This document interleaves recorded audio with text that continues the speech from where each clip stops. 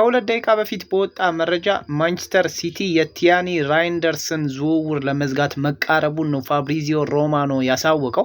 ለማንኛውም ይሄ ተጫዋች ወደ ሲቲ ምናልባትም በቅርቡ ሂር ዊ ጎ ሲባል ልንሰማ እንችላለን ነው የሚለው።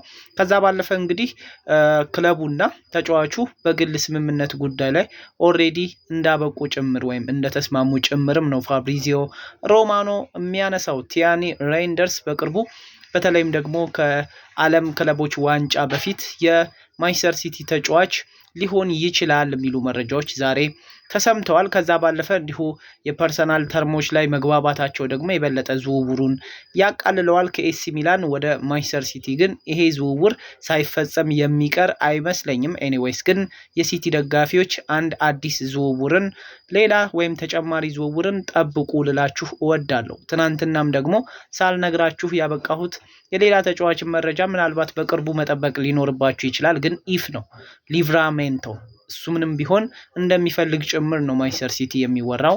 ግን የቲያኒ ራይንደርስ ጉዳይ ግን አሁን ሊያበቃ የተቃረበ ሆኗል ይለናል ፋብሪዚዮ ሮማኖ። ፎሎ ማድረግ ቤተሰብ ነው። መልካም ጊዜ መቻችሁ።